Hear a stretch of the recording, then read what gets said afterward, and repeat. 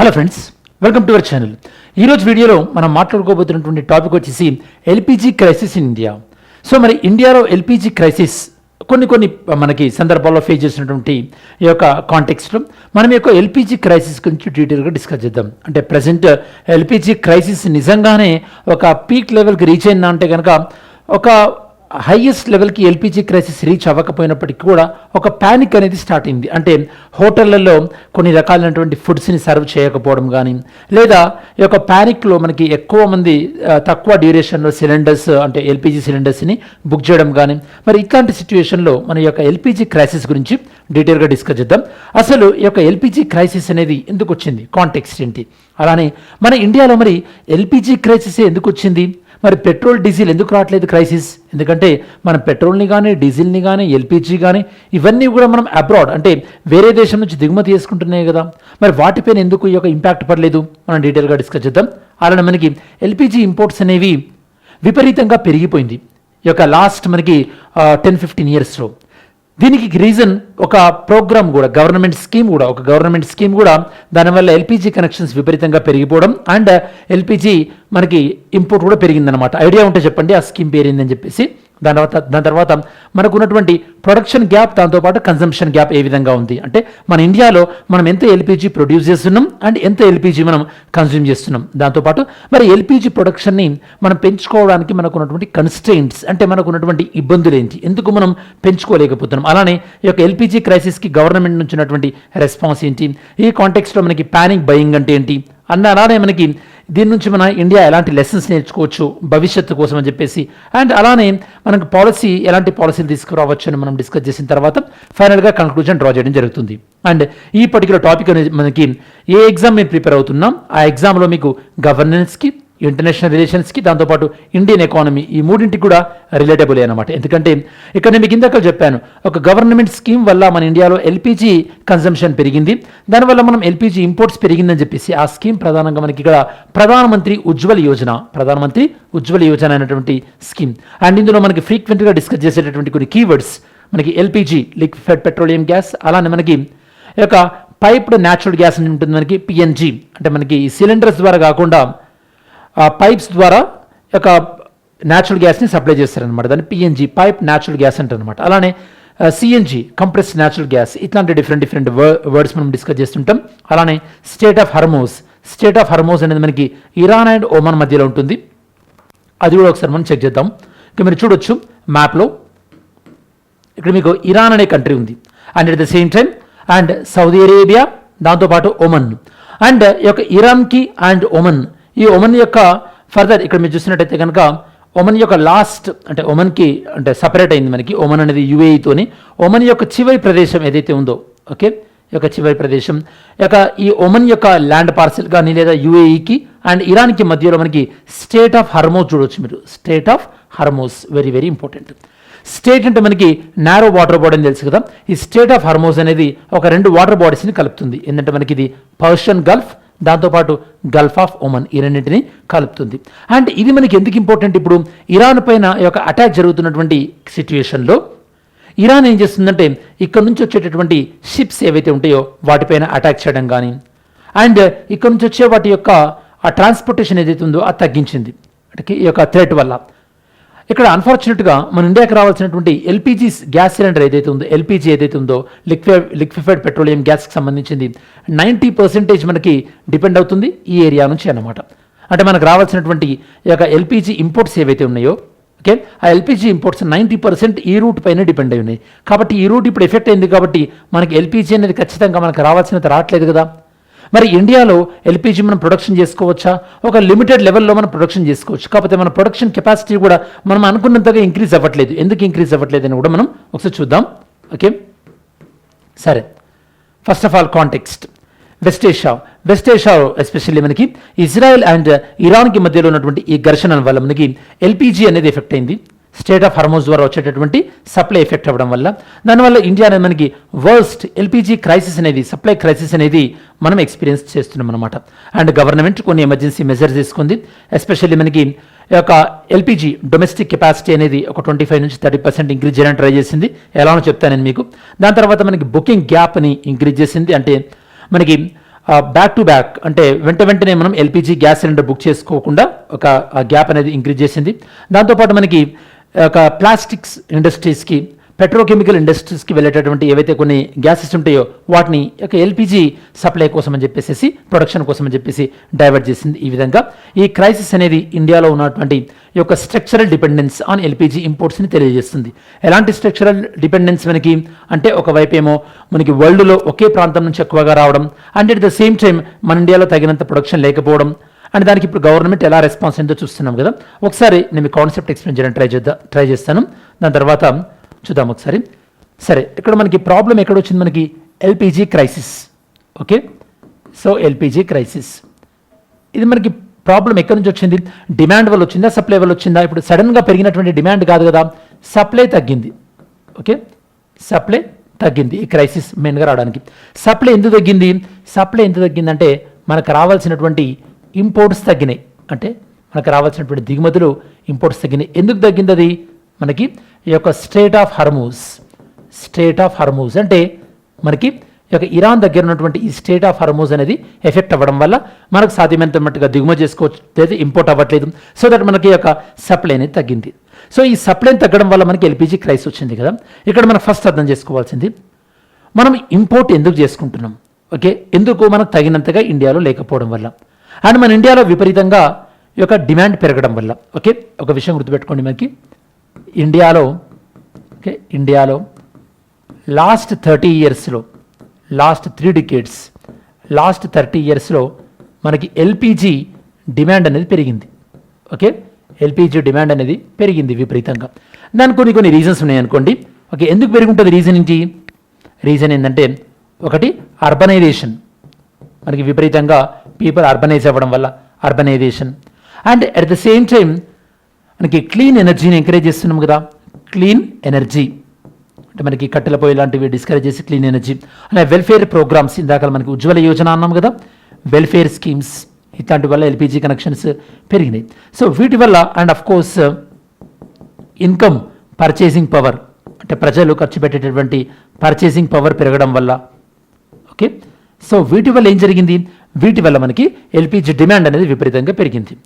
And మనకు ఆ LPG demand తగ్గట్టుగా మనకి ఇంపోర్ట్ చేసుకుంటున్నాం. ఇప్పుడు ఆ ఇంపోర్ట్ అనేది ఇరాన్ పైన దాడి వల్ల మనకి ఇంపోర్ట్ అనేది రావాల్సినంత రావట్లేదు. కాకపోతే మన డిమాండ్ మాత్రం అలానే ఉంది, షార్టేజ్ అయింది. సో మరి ఎందుకు ఇంపోర్ట్ చేసుకుంటున్నాం? మన డొమెస్టిక్ ప్రొడక్షన్ ఏమైంది? మనకి domestic production. Okay, so domestic production ఇండియాలో ప్రొడ్యూస్ చేయలేమా అంటే, ఫస్ట్ ఆఫ్ ఆల్ మీరు అర్థం చేసుకోవాల్సింది, జనరల్గా ఎల్పిజి అనేది ఒక by product. Okay, by product అంటే సింపుల్గా చెప్పాలంటే, మనం ఒక ఆరెంజ్ జ్యూస్ ఇస్తామనుకోండి, ఆరెంజ్ జ్యూస్ మనకి ఆరెంజెస్ని మనం స్క్వీజ్ చేసినప్పుడు జ్యూస్ అనేది మెయిన్ ప్రోడక్ట్, ఆరెంజ్ పీల్ ఉంటుంది కదా, మిగిలిపోయిన ఆరెంజ్ ఆ పీల్ ఏదైతే ఉంటుందో అది బై ప్రోడక్ట్. అలానే క్రూడ్ ఆయిల్ని, ఈ యొక్క ముడి చమురు నుంచి మనం పెట్రోల్, డీజిల్ తీసినప్పుడు బై ప్రోడక్ట్ ఏదైతే ఉంటుందో ఎల్పిజి అనమాట. ఓకే, సో ఇక్కడ ఒక ఇంట్రెస్టింగ్ విషయం గుర్తుపెట్టుకోండి, ఇండియాలో ఈ యొక్క crude oil capacity, crude oil మన యొక్క కెపాసిటీ అంటే క్రూడ్ ఆయిల్ని మనం రిఫైన్ చేసేటటువంటి capacity, refining. Okay, refinery capacity అంటే మనం క్రూడ్ ఆయిల్ నుంచి పెట్రోలియంని, డీజిల్ని వేరు చేసేటటువంటి కెపాసిటీ ఇంక్రీజ్ అయింది. మీకు డౌట్ రావచ్చు, మన యొక్క రిఫైనరీ యొక్క కెపాసిటీ ఇంక్రీజ్ అయినప్పుడు మన ఎల్పిజి కెపాసిటీ కూడా ఇంక్రీజ్ అవ్వాలి కదా. అవ్వాలి. కాకపోతే ఏమైందంటే, మన క్రూడ్ ఆయిల్ రిఫైనరీ ఇంక్రీజ్ అయింది. ఓకే, రిఫైనరీస్ యొక్క ప్రొడక్షన్ ఇంక్రీజ్ అయింది. అంటే మనము ఈ యొక్క క్రూడ్ ఆయిల్ ద్వారా ఎక్కువ మొత్తంలో పెట్రోల్, ఎక్కువ మొత్తంలో డీజిల్ని ఉత్పత్తి చేస్తున్నాం. అట్లాంటి టైంలో మనం అడ్వాన్స్ టెక్నాలజీ వాడడం వల్ల అందులో వేస్టేజ్ మనకు తగ్గుతూ వచ్చింది. అంటే ఒకవైపు మన పెట్రోల్, డీజిల్ ప్రొడక్షన్ పెరుగుతూ వచ్చింది, బట్ పెరిగినంతగా మన యొక్క ఎల్పిజి అనేది పెరగట్లేదు. ఎందుకు పెరగట్లేదు ఎల్పిజి ప్రొడక్షన్? ఎందుకంటే మనం అడ్వాన్స్డ్ మెథడ్స్ వాడడం వల్ల మనకు ఆ ఎల్పిజి బై ప్రోడక్ట్ అనేది మనకు అనుకున్నంతగా పెరగట్లేదు. అందువల్ల మనం ఇంపోర్ట్స్ పైన డిపెండ్ అవుతున్నాం అనమాట. This you have to understand here. అర్థమైంది అనుకుంటా కదా. సో మనకి crude oil capacity, crude oil refinery capacity పెరిగినప్పటికీ కూడా ఓకే, మన ఎల్పిజి అనే బై ప్రోడక్ట్ అనేది, LPG production remains same. Okay, LPG production remains same. పెద్దగా అనుకున్నంతగా తేడాలు రాలేదన్నమాట. సో ఇలా మనకి ప్రొడక్షన్లో తక్కువగా, అంటే మనకి తక్కువ ఉండడం వల్ల, ఇట్లాంటి గ్యాప్స్ రావడం వల్ల మనకి ఒక క్రైసిస్ వచ్చింది. అట్ ద సేమ్ టైం ఈ వార్ వల్ల కూడా. మరి ఇప్పుడు గవర్నమెంట్ ఆఫ్ ఇండియా దీన్ని ఎలా ఓవర్కమ్ చేస్తుందంటే ఈ సప్లైని, అంటే ఈ సప్లైని మనం అందరికి ఒకేసారి ఇవ్వలేరు కదా. కాబట్టి డొమెస్టిక్ ఎవరైతే కనుక మనకి గృహ అవసరాలు ఏవైతే ఉంటాయో వాళ్ళకి ఫస్ట్ ప్రిఫరెన్స్ ఇవ్వడం, అండ్ సెకండ్ ప్రిఫరెన్స్ యొక్క fertiliser industry and petrochemical industries second preference ఇవ్వడం, అండ్ థర్డ్ ప్రిఫరెన్స్ అంటే మిగతా వాళ్ళకి, అంటే వాళ్ళకి కావాల్సిన దాంట్లో 70% ఇవ్వడం. ఇలా మన గవర్నమెంట్ ప్రియారిటీ ఇచ్చుకుంటూ పోయింది. అండ్ అలానే మనకి పెట్రోల్ అండ్ డీజిల్ కూడా ఇంపోర్ట్ చేసుకుంటున్నాం. అవి ఎందుకు ఎఫెక్ట్ అవ్వట్లేదు? ఎందుకంటే అవి ఆల్టర్నేటివ్గా మనకి వేరే రేట్స్ నుంచి కూడా ఉన్నాయి మనకి. అంటే రష్యా నుంచి మనం ఇంపోర్ట్ చేసుకోవచ్చు, వెనిజులా నుంచి కూడా తీసుకోవచ్చు. బట్ ఎల్పీజీ అలా కాదు కదా. ఎల్పీజీ మనకి 90% ఆఫ్ ద ఎల్పీజీ మనకి స్టేట్ ఆఫ్ హర్మోజ్ నుంచే వస్తుంది మనకి. ఇప్పుడు సడన్గా వేరే దగ్గర నుంచి తీసుకోవాలన్నా కూడా టైం పడుతుంది. మరి దీనికి సొల్యూషన్ ఏంది? సొల్యూషన్ ఏంటంటే మనకి ఇలా సిలిండర్ ఎల్పీజీ బదులు మనకి పైప్డ్ న్యాచురల్ గ్యాస్ ఉందనుకోండి, అప్పుడు ఒకరే సడన్గా ఇట్లాంటి సిచ్యువేషన్ వచ్చినప్పుడు సడన్గా సిలిండర్స్ బుక్ చేసుకోవడం ఇట్లాంటి తప్పుతుంది. అండ్ వేస్టేజ్ కూడా తగ్గుతుంది. అండ్ తక్కువ ప్రెషర్ అంటే మనకి ఆ గ్యాస్ ప్రెషర్ ఉంటుంది కదా, తక్కువ ప్రెషర్తోనే మనకి గ్యాస్ సప్లై అనేది వస్తుంది. ఇట్లాంటి అడ్వాంటేజెస్ ఉన్నాయి అనమాట. దాంతోపాటు ఇండియాలో ఈ యొక్క ఎల్పీజీ స్టోరేజ్ కెపాసిటీని కూడా మనం పెంచుకోవాల్సినటువంటి అవసరం ఉంది. అండ్ అలానే ఆల్టర్నేటివ్ రూట్స్ని కూడా మనం ఎక్స్ప్లోర్ చేయాల్సి ఉంటుంది. చూద్దాం ఇవన్నీ కూడా మనకి. సో ఇండియా అనేది మనకి క్రూడ్ ఆయిల్ దాంతోపాటు ఎల్పీజీ విషయంలో మనకి నెట్ ఇంపోర్టర్ 1999 నుంచి ఆల్మోస్ట్ ఆల్ మన ఇండియాలో కావాల్సినటువంటి 60% ఎల్పీజీ అనేది మనం ఇంపోర్ట్ చేసుకుంటున్నాం. ఆ ఇంపోర్ట్ చేసుకునే దాంట్లో 90% ఆఫ్ ద మనకి ఎల్పీజీ అనేది స్టేట్ ఆఫ్ హర్మోజ్ ద్వారా వస్తుంది. అందువల్ల స్టేట్ ఆఫ్ హర్మోజ్ దగ్గర ఏం జరిగినా కూడా మనకు వచ్చేటటువంటి ఎల్పీజీ అనేది ఎఫెక్ట్ అవుతుంది అనమాట. ఓకే. అండ్ ఇండియాలో మనకి అంటే ఇంపోర్ట్ చేసుకునేటటువంటి పెట్రోలియం ప్రొడక్ట్స్లో మన క్రూడ్ ఆయిల్, ఈ యొక్క మనకి న్యాచురల్ గ్యాస్ ఇట్లాంటివన్నీ మనం ఇంపోర్ట్ చేసుకుంటున్నాం. మనం ఇంపోర్ట్ చేసుకునే దాంట్లో ఎక్కువ క్వాంటిటీ మనం ఇంపోర్ట్ చేసుకునేది ఎల్పీజీ. క్వాలిటీ అంటే మనకి వాల్యూ టర్మ్స్లో కాదు, అంటే ఎక్కువ మొత్తంలో మనకి వాల్యూ అంటే మనకి ఎక్కువ డాలర్స్ పాయింట్ ఆఫ్ వ్యూలో ఇంపోర్ట్ చేసుకుంటుంది కాదు, క్వాంటిటీ పరంగా మనం ఎక్కువ ఇంపోర్ట్ చేసుకుంటుంది ఎల్పీజీ అనమాట. అండ్ ఇండియాలో ఎల్పీజీ సప్లై చైన్ అనేది ఇందాక మనం చెప్పినట్టు ఈ స్టేట్ ఆఫ్ హర్మోజ్ లాంటి జియో పొలిటికల్ రిస్క్స్ ఏవైతే ఉన్నాయో వాటికి ఎక్కువగా లోన్ అయ్యేటటువంటి అవకాశం ఉంది. ఎల్పీజీలో ఇండియా చూద్దాం ఒకసారి. 1998-1999లో 1722 టీఎంటీ దగ్గర నుంచి ఓకే మనకి 20,667 అంటే ఆల్మోస్ట్ 12 రేట్లు పెరిగింది మన ఇంపోర్ట్ అనేది. ఓకే. అండ్ ఇప్పుడు మనకి ఎల్పీజీ అనేది ఆల్మోస్ట్ మొత్తం మన దాంట్లో 40% మనం ఇంపోర్ట్స్ మీద డిపెండ్ అయి ఉంటున్నాం. ఇంపోర్ట్ ఎక్స్పెండిచర్ అనేది మనకి 98-99లో అప్పుడు మనకి 1274 crores ఉంటే ఇప్పుడు ఆల్మోస్ట్ 1 lakh crores వరకు పెరిగిందనమాట. సో కాబట్టి ఎల్పీజీ అనేది ఆల్మోస్ట్ మనకి మొత్తం పెట్రోలియం ప్రొడక్ట్స్ యొక్క ఎక్స్పెండిచర్లో 50% ఎక్స్పెండిచర్ మనకి ఎల్పీజీ నుంచే ఉందన్నమాట. అండ్ ఇది పెరగడానికి రీజన్ ఏంటి? మనకి అర్బనైజేషన్ అండ్ అలానే ట్రెడిషనల్ ఫ్యూయల్స్ యొక్క వాడకం తగ్గిపోయింది. ప్రధానమంత్రి ఉజ్వల యోజన ద్వారా ఎల్పీజీ కనెక్షన్స్ పెరగడం. సో ఈ విధంగా మనకి ఒకవైపు క్లీన్ ఫ్యూయల్ యాక్సెస్ పెరగడం అనేది కూడా మనకి ఎల్పీజీ డిమాండ్కి ఒక రీజన్ అని చెప్పొచ్చు. అండ్ ఇక్కడ మనకి ప్రొడక్షన్ వర్సెస్ కన్జంప్షన్ గ్యాప్ చూసినట్టయితే కనుక ప్రొడక్షన్కి కన్జంప్షన్కి మధ్యలో మనకి 1753 ట్రిలియన్ మెట్రిక్ టన్స్ గ్యాప్ ఉండేది. అదే మనకి 23-24కి వచ్చేసరికి ఇది కాస్త 16,885 టీఎంటీకి వెళ్ళిందనమాట. ఆల్మోస్ట్ 5 times మనకి ఈ గ్యాప్ పెరిగింది. ఇక్కడ మనకి ఎల్పీజీ ప్రొడక్షన్లో ఉన్నటువంటి ప్రాబ్లం ఏంది? నేను మీకు ఇందాక చెప్పినట్టు క్రూడ్ ఆయిల్ని రిఫైన్ చేసినప్పుడు ఎల్పీజీ అనేది ఒక బై ప్రోడక్ట్. 2017-2018 తర్వాత మనకి ఎల్పీజీ ప్రొడక్షన్ పెరగట్లేదు. అంటే క్రూడ్ ఆయిల్ని రిఫైనరీ చేయడం అనేది పెరిగినప్పటికీ ఎల్పీజీ ప్రొడక్షన్ పెరగట్లేదు. ఎందుకంటే మనకి అడ్వాన్స్డ్ టెక్నాలజీ వల్ల ఆల్మోస్ట్ మనకి అంతకుముందు క్రూడ్ ఆయిల్ని రిఫైన్ చేసినప్పుడు మొత్తం 100%లో 5.2% వరకు ఎల్పీజీ వచ్చేది. ఇప్పుడు అది కాస్త మనకి ఓన్లీ 4.2% పడిపోయిందనమాట. అలానే గవర్నమెంట్ రెస్పాన్స్, దీన్ని గవర్నమెంట్ ఏం చేసింది? మనకి అర్బన్ ఏరియాలో సిలిండర్ బుక్ చేసుకోవడానికి ఒకదానికి ఇంకోదానికి మధ్యలో 21 గ్యాప్స్ నుంచి 25 days గ్యాప్ పెంచింది. రూరల్ ఏరియాస్ 21 నుంచి 45 days పెంచింది. అలానే ప్రోపేన్, బ్యూటేన్, యాక్చువల్లీ రెండింటిని కలిపితే మనకి ఎల్పీజీ అనేది వస్తుంది. ప్రోపేన్ని, బ్యూటేన్ని అవి ఎన్ని రోజులు మనకి ఈ యొక్క ప్రోపేన్ని, బ్యూటేన్ని విడివిడిగా ప్లాస్టిక్ ఇండస్ట్రీస్ కానీ పెట్రోకెమికల్ ఇండస్ట్రీస్ కానీ అమ్ముకునేవాళ్ళు రిఫైనరీస్. ఇప్పుడు అలా అమ్ముకోకుండా ప్రోపేన్, బ్యూటేన్ని మిక్స్ చేసి ఎల్పీజీ ఈ యొక్క గ్యాస్ ప్రొడక్షన్ కోసం అని చెప్పేసి దాన్ని కూడా డైవర్ట్ చేస్తున్నారు. అండ్ పైప్డ్ న్యాచురల్ గ్యాస్ ఇందాక చెప్పిన కదా తక్కువ ప్రెషర్తోనే గ్యాస్ సప్లై చేయొచ్చు కాబట్టి దీన్ని ఎంకరేజ్ చేద్దామని చెప్పేసి కూడా భావిస్తున్నారు అనమాట. అండ్ అలానే ఈ యొక్క పానిక్ బయింగ్ అంటే ఒక మిస్ఇన్ఫర్మేషన్ వల్ల సడన్గా మనకి 55 lakh సిలిండర్స్ నుంచి ఆల్మోస్ట్ యావరేజ్ డైలీ బుకింగ్ అనేది 88 lakh సిలిండర్కి వెళ్ళింది. మీరు చూడొచ్చు ఈవెన్ మొన్నటి వరకు చాట్ జీపీటీ అనే యాప్ ఇన్స్టాలేషన్లో హైయెస్ట్ ఉంటే మన ఇండియాలో ఇప్పుడు ఇండియన్ ఆయిల్ అండ్ ఇట్లాంటి గ్యాస్ బుకింగ్ ఏవైతే ఉంటే యాప్స్ ఉంటాయో అవి హైయెస్ట్ లెవెల్ చేరినాయి అంటే అర్థం చేసుకోవచ్చు. ఎట్లా ప్యానిక్ సెట్ అయిందో, దీనివల్ల బ్లాక్ మార్కెట్ పెరగడం అండ్ స్టేట్ గవర్నమెంట్ వాటికి అన్నిటి కూడా ఎన్ఫోర్స్మెంట్ డిపార్ట్మెంట్కి డైరెక్షన్స్ ఇచ్చారనమాట. ఇట్లాంటి బ్లాక్ మార్కెట్ ఏవి కూడా ఎంకరేజ్ అవ్వకుండా, ఎందుకంటే బిహేవియరల్ రెస్పాన్స్ అనేది చేంజ్ అయింది, అంటే మళ్ళీ మనకి దొరుకుద్దో లేదు అని చెప్పేసి. ఇందాక మీకు చెప్పినట్టు ఎల్పిజి పైన ఎక్కువ ఎందుకు హిట్ అయింది, మనం క్రూడ్ ఆయిల్ 88% మనం ఇంపోర్ట్ చేసుకుంటున్నాం, న్యాచురల్ గ్యాస్ 50% ఇంపోర్ట్ చేసుకుంటున్నాం, ఎల్పిజి 60%. కాకపోతే మనకు వచ్చేటటువంటి ఎల్పిజి 90% హార్మోస్ పైన డిపెండ్ అయింది, అదే క్రూడ్ ఆయిల్ ఓన్లీ 40% డిపెండ్ అయింది, అంటే మిగతా 60% వేరే దగ్గర నుంచి మనం తీసుకొచ్చుకుంటున్నాం. న్యాచురల్ గ్యాస్ ఓన్లీ 60% డిపెండ్ అయింది, అంటే మిగతా 40% మనం వేరే దగ్గర నుంచి తీసుకొచ్చుకుంటున్నాం. కాకపోతే ఈ యొక్క ఎల్పిజి అలాంటి సిచ్యువేషన్ లేదనమాట.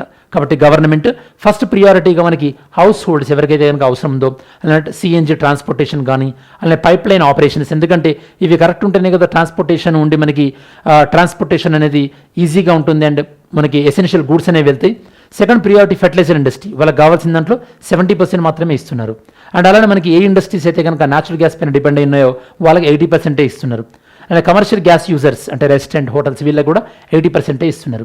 ఈ విధంగా మనకి గవర్నమెంట్ అనేది కొన్ని ఇనిషియేటివ్ తీసుకుంటుంది. సో ఓవరాల్గా మనం నేర్చుకునేటువంటి లెసన్స్ ఏంటంటే ఎల్పిజి గ్యాస్ సప్లైలో ఉండేటటువంటి స్ట్రక్చరల్ మనకు ఓవర్ డిపెండెన్స్ ఎట్లా వచ్చింది, అండ్ ఇందులో ఉన్నటువంటి లిమిటెడ్ రిజర్వ్స్ మనకి ఎలా ఉంది, అంటే మన స్టోరేజ్ని ఎందుకు పెంచుకోలేకపోతున్నాం, దాంతోపాటు మనకి క్లీన్ ఎనర్జీ పైన డిమాండ్ పెరుగుతున్నటువంటి సందర్భంలో మనం ప్రాపర్గా కాన్సన్ట్రేట్ చేయకపోవడం వల్ల, ఎల్పిజి స్టోరేజ్ని పెంచుకోకపోవడం వల్ల వచ్చినటువంటి కాన్సిక్వెన్స్ ఏందో చూస్తున్నాం ఇక్కడ మనం. అండ్ ఎలాంటి పాలసీ రెస్పాన్స్ తీసుకురావచ్చు, మనం ఇంపోర్ట్ అనేది డిఫరెంట్ ప్లేసెస్ నుంచి మనం డైవర్సిఫై చేసుకోవాలి, అండ్ అలానే మన స్ట్రాటజిక్ రిజర్వ్స్ని పెంచుకోవాలి.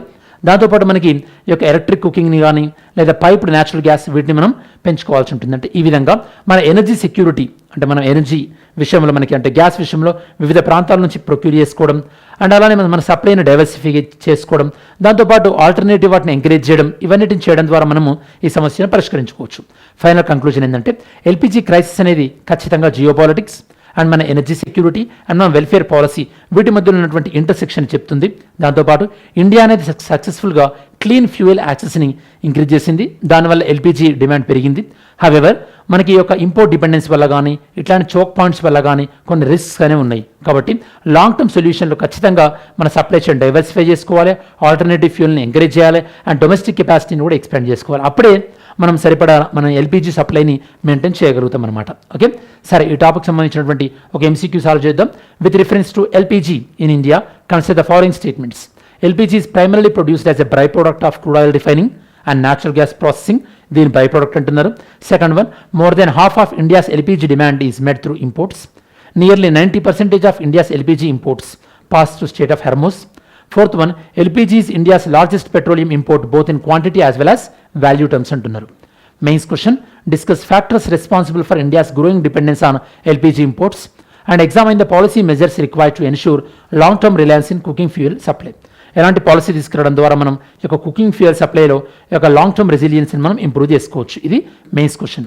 సరే, మనం వీడియో చివరిలోకి వచ్చాం కదా.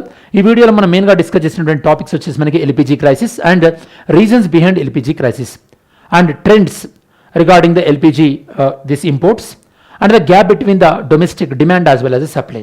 Then this impact on LPG supply with respect to strategic choke points and effect of Israel-Iran war. Then, so what is the issues related to LPG production? Why we unable to increase LPG production? And the reasons behind LPG demand, especially urbanization as well as the welfare schemes like Prime Minister Ujjwala Yojana. Then we discussed about what kind of initiatives taken by government and government immediate response and what kind of policy responses should be in nearby future. ఇవి students మనకు ఓవరాల్గా discuss చేసినటువంటిది. ఇది మనకి topic సంబంధించినటువంటి సమగ్రమైన విశ్లేషణ. Okay, I hope ఈ వీడియో మీ ప్రిపరేషన్కి యూస్ఫుల్ అయిందనుకుంటున్నాను. యూస్ఫుల్ అయిందనుకుంటే కనుక వీడియోని లైక్ చేయడానికి ట్రై చేయండి. అండ్ మీరు ఏదైనా టాపిక్ని సజెస్ట్ చేయాలనుకుంటే సజెస్ట్ చేయండి. Definitely I will consider your suggestion. Any how, thanks for watching this video. Have a great day. జై హింద్.